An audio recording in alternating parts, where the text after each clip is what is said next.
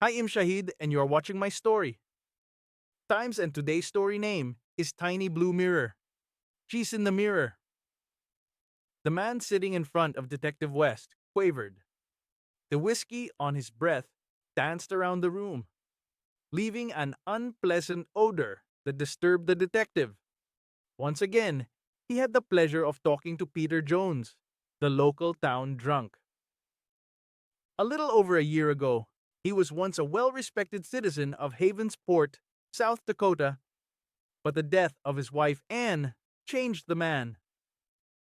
The day she was laid to rest, Peter went into Malik's pub, a local bar, and he never truly came out. Now, Peter, 2 days ago, you told me you tossed the mirrors in the dumpster. The detective's face scrunched up, recalling his visit from the other day. It was hard to believe a drunk, even when he used to be a childhood friend. Peter's eyes jolted across the room, left to right to left, his thumbs fighting with each other in his lap. I I did right in the dumpster they went. But that but they're back. Peter fought to get the words out of his mouth. I still think it's one of those pesky. It isn't one of those goddamned kids. His lips shaking, and his eyes fixated on the detective as he snapped. The detective grabbed a pen from the drawer and opened his small notepad, pretending to jot down words. The townsfolk of Havensport felt sympathetic as the middle aged man withered away in sorrow.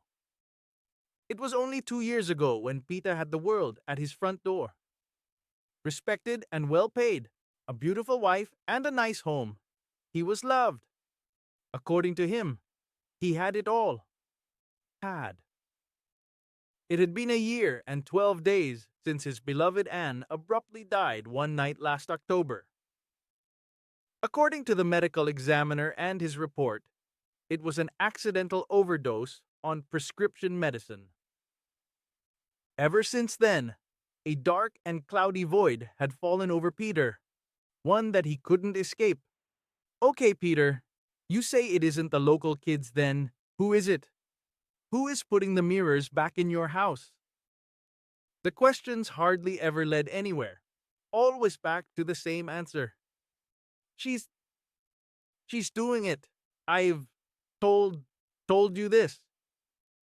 After the death of Anne, Detective West had an open door policy with Peter. The two men grew up together, played on the same sports teams, and went to the same schools.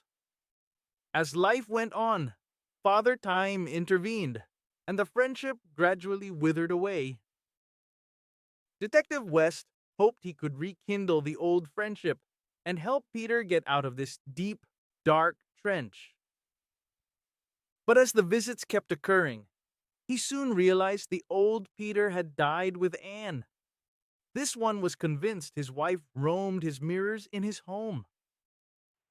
I know you've told me this, Peter. Look after I get off work tonight. I'll stop by your place. I can take the mirrors from you and dispose of them myself. They won't come back. Either, I assure you.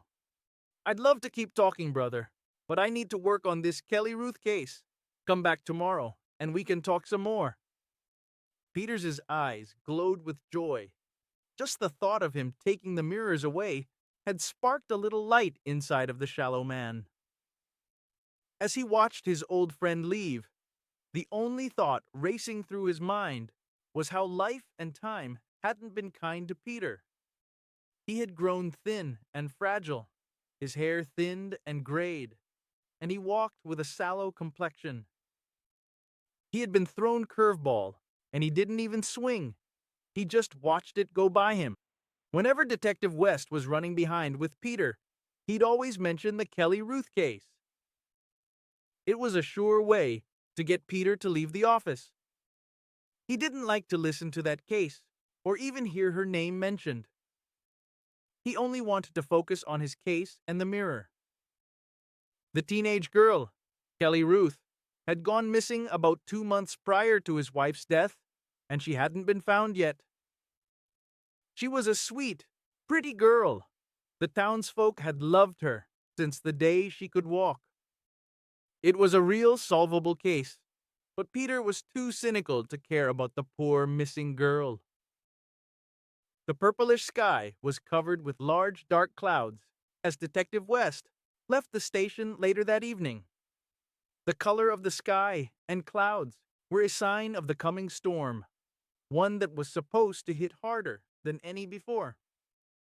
I better get to Peter's trailer before this hits us. He reminded himself of his promise. As Detective West turned onto Shroud Drive to make his way to the one lonely trailer that sat at the end of the road, he noticed how much the area had changed. There had used to be 3 houses crowding the street, but now only Peter's trailer lived there. Of course, it was battered and beaten, the grass surrounding it nearly as tall as his deck. He had moved back there after losing his job and his house. It's where he grew up, and once his parents died, it was left to him. Knock, knock, knock. Peter, it's Fred. The eagerly thin Peter immediately opened the door. After the third knock, he had been waiting by the front door since he left the police station. He had pulled an old wooden chair in front of the door and sat there, staring into it for over 3 hours straight. No moving, no flinching, only staring. Fred, come. Come in. They're over on the couch.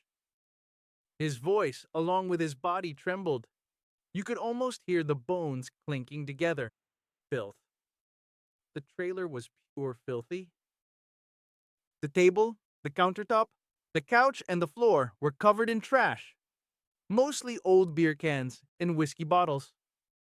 Each step the detective took in the trailer, his foot pushed through a sea of trash, leaving a tiny walking trail behind him.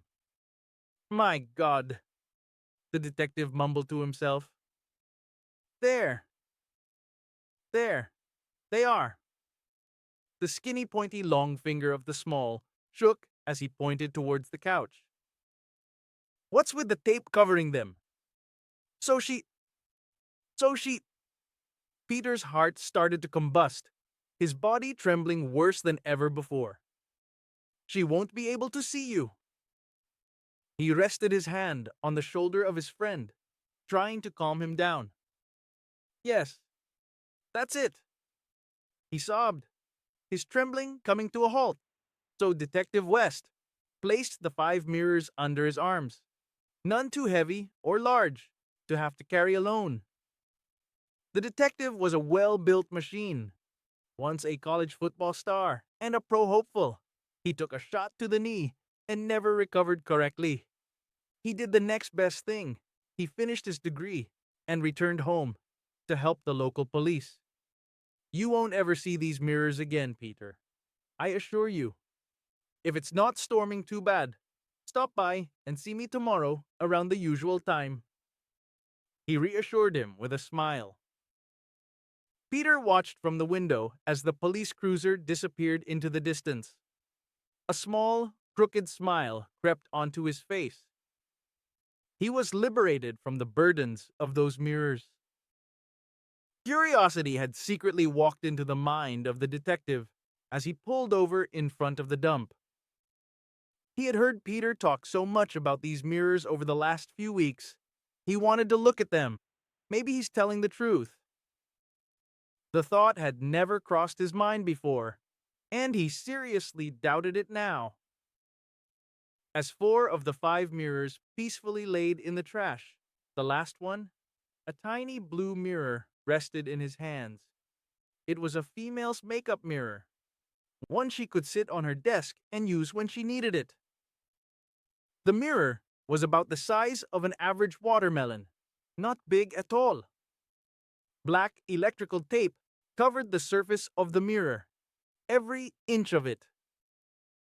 No one could see into the mirror, and most importantly, no one could see out of it. Tiny little bumps began rising across the detective's arms and down his spine, his heart thumping to a steady beat.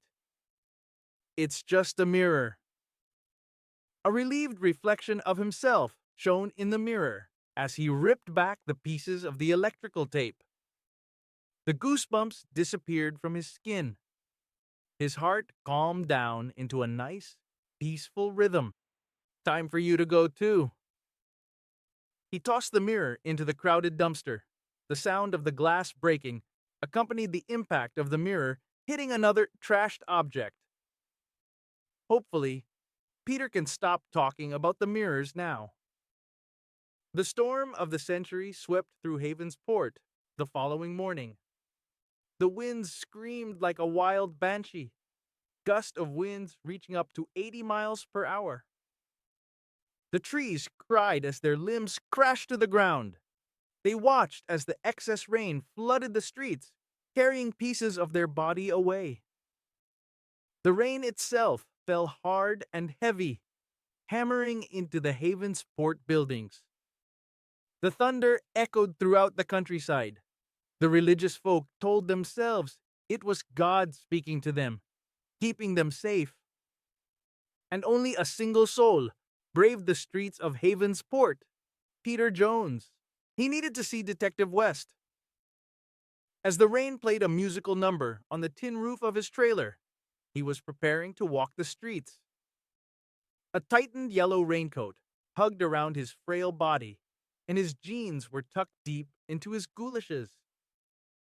As the door of the detective's office slowly opened, he wondered who'd be foolish enough to drive through this storm.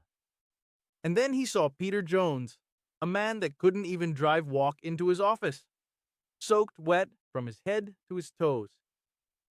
They're all back. The phantom in his office spoke. Peter's skin so pale you could almost see his bones. Time seemed to stand still for several minutes as the two men sat in silence. Peter eyed the floor and twiddled his thumbs together, too embarrassed to look at his old friend. Meanwhile, Detective West stared out the window of his office, watching the raging storm, trying to think of the right words to respond with. He's probably had a few too many drinks this morning. Peter, you watched me place the mirrors under my arms and leave with them yesterday evening. You saw me drive away with them. I took them to Lloyd's dump and threw them deep into one of his bins. The silence was broken. Peter, we go way back, and I know it's been tough on you since Anne's death, but I have real cases to handle. That poor Kelly Ruth girl is still missing. I want us to keep talking, buddy, and I don't mind it at all, but I just can't keep talking about these mirrors. The detective scoffed, his eyes still watching the storm. He couldn't bring himself to look at Peter. The silence fell upon the men once more, both men thinking of what to say or do next. Once more the silence was broken, but this time by Peter as he mustered up his words. I know you and this whole damn town think I'm crazy. Hell, Fred, sometimes I think it myself. The fear and the stutter vanishing. He was angry now. Just imagine you toss some damn mirrors in the garbage, and the very next morning they're back hanging on the wall, like before. I don't need you to berate me like everyone else. I'll see you around. And before he left, he tossed a familiar object on the detective's desk. Before any response could be had, Peter had slipped his hood over his head and began marching through the storm. Curious to what was on his desk, the detective walked over to see what Peter tossed. Like a snake, fear slithered down the spine of the detective and embedded itself firmly into his gut. It can't be. It was the tiny blue mirror resting on his desk, completely intact and not shattered into small pieces. It's a different one. But it wasn't, and he realized that as he searched over the mirror, noticing the same scratch marks on the blue wooden frame that held the mirror in place. It was back. The detective sat, cross-legged in his leather office chair, a half-burned cigarette in his right hand and a glass of whiskey in the other. his eyes concentrated solely on the tiny blue mirror, trying to think of a logical explanation of how and why it was back. So he sat and thought for nearly 4 hours straight, just gazing deep into the mirror, gazing only at himself. He had no logical explanation for the resurgence of the mirror. He just knew it had come back. His initial thought was the kids, but even he knew that was wrong now. They would have had to glue the mirror back together and remember the scratch pattern on the back.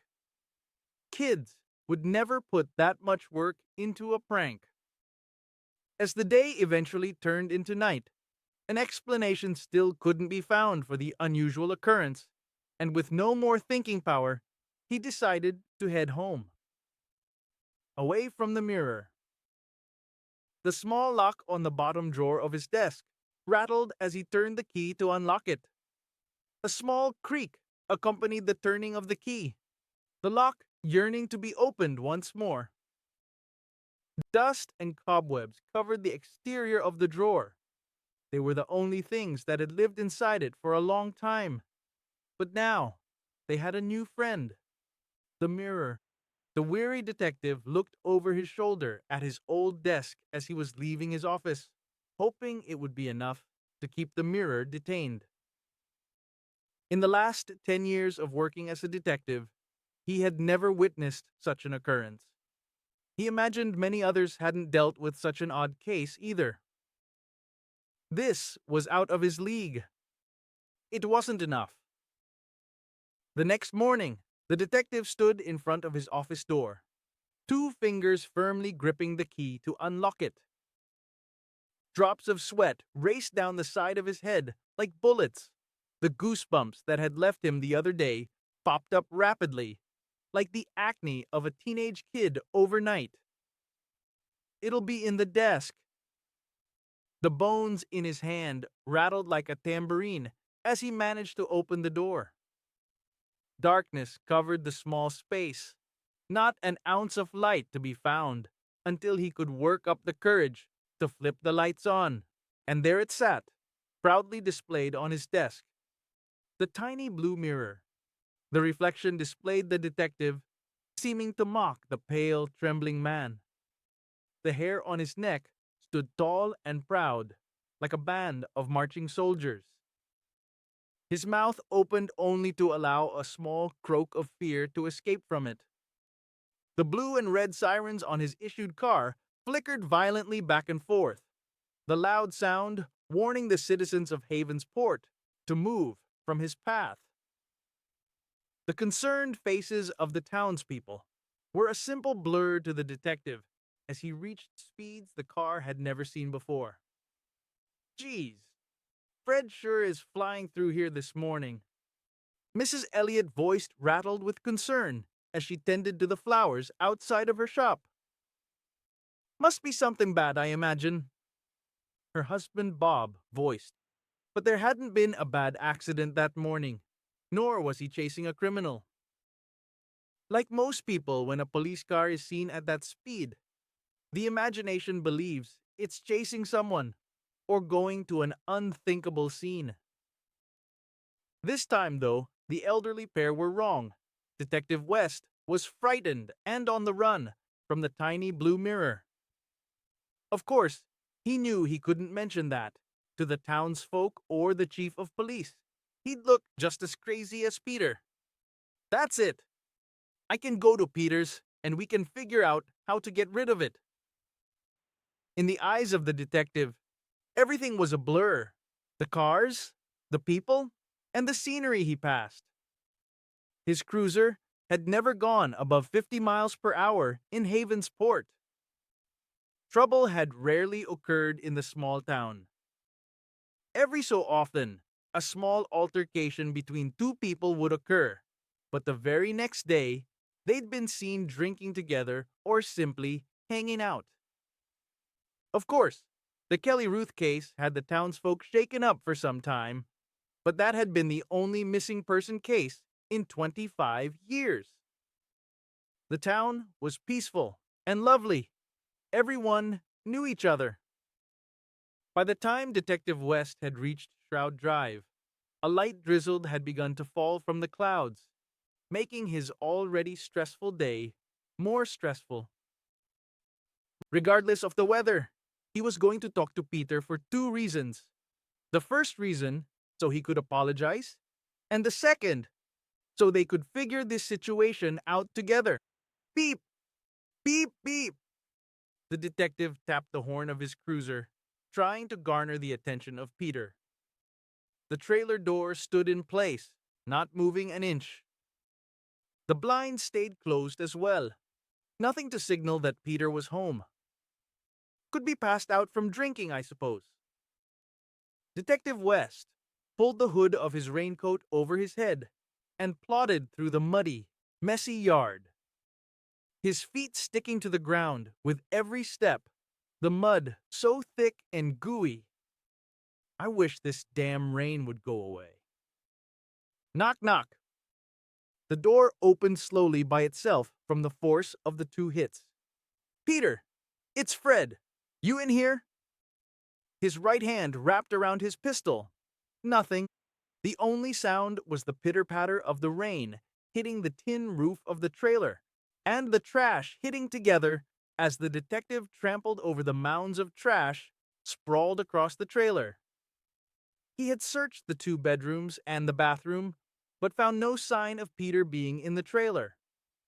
He was gone and didn't even lock his front door, barely even shut it, as it only took two light taps from the detective to open it. The only living things in the trailer now were the roaches and the family of rats that lived in the walls. As he walked to his cruiser, a voice appeared over his walkie. Detective West, this is Chief Monroe. Can you read me? Over. Shit. Ah, yes, sir. I can hear you loud and clear. Over. Son, we've had reports that you were driving reckless on the way out of town. We haven't had reports of any trouble. What the hell were you doing, son? Over. The grumpy, scratchy, deep voice questioned. That was me, sir. I had a troublesome feeling that Peter Jones was in some trouble after his visit yesterday. His trailer's empty and his front door was practically left open, sir. Over. Detective West stood in front of his cruiser, letting the rain run off his body as he was thinking of what to do next. Fred, you know he's probably in Malik's or passed out in his yard. Check around the yard, and then get back here so we can talk. Over. Those last words frightened him. Chief Monroe could be a mean bastard if he wanted to be. Will do, sir. Over. He tucked the walkie back into its pouch and tightened the raincoat around his body, wiping the rain from his eyes in the process. Maybe Peter is out here. Peter! Buddy! You out here? He yelled, but didn't receive an answer. About 30 feet away from his cruiser, the detective noticed a pair of footprints in the shape of boots leading to the back of the trailer. It wasn't his. The size was too tiny, and he hadn't walked that way. It had to be Peter's. The helpless drunk didn't receive many visitors these days. The other townsfolk were sympathetic towards him, sure, but they couldn't handle his antics like the detective. Peter? Nothing once again. As the detective concentrated on the footsteps that led to the back of the trailer, a bright yellow dot in the distance caught his eyes. The dot rested under the old leafless oak tree that sat on the hill behind Shroud Drive. With the rain picking up, it strained the detective's eyes, making it harder to figure out what the lonely yellow dot could have been. As he waded forward through the rain and the mud, he realized exactly what the dot was. Shit, that's Peter. It was the same yellow raincoat he had worn the previous day. The mud slowed him down as he raced towards the oak tree. It was cold, damp, and rainy, and if he had been caught out in the storm from the previous night, he could sick, or worse, dead. Chief Monroe, do you copy? Over. The detective's voice faltered as he closed in on his old friend. I can hear you loud and clear. Over. I've found Peter, Chief Monroe. He's under the oak tree on the hill behind his trailer. I haven't got to him yet, so I don't know if he's alive or dead. We may need a 1052. Be on standby. Over. Be careful, son. Peter, you alive up there? He didn't answer, sending the worst thoughts through the detective's brain. Peter rested on the cold, damp earth, the rain beating down on his body. The thin man couldn't feel it, though. He couldn't feel anything anymore. His complexion had turned from sallow to a ghostly white. His eyes stared up at the sky, protruding out of his sockets. He was dead. He had been scared to death. In his right hand, he held an empty whiskey bottle, and with his left arm, he hugged a tiny blue mirror to his chest. He had seemed to be resting peacefully on a mound of dirt around the length of a grave, which was unusual to the detective. Anne, his wife, was buried in the local church's graveyard, along with his parents. Unless he had dug this for himself some time back. Then this was another person's grave. As he began to question the reasoning behind this homemade grave, a sick and terrible feeling inched into his mind. There had only been one missing person in Havensport in the last 25 years, Kelly Ruth. And Peter acted oddly whenever the girl was mentioned around him. This could be the reason, he thought. Please don't be Kelly Ruth, he kept telling himself over and over. Chief Monroe, this is West. Send out a 1052. Keep a second on standby. Over. A second one? What for? Over. The confused chief asked. Peter's dead, sir, and I think I found Kelly Ruth as well. He's laying on a homemade grave. I will let you know momentarily. Over. Jesus Christ. The chief's voice faded away. The stiff, cold, naked body of the teenage girl was propped inside the muddy mound.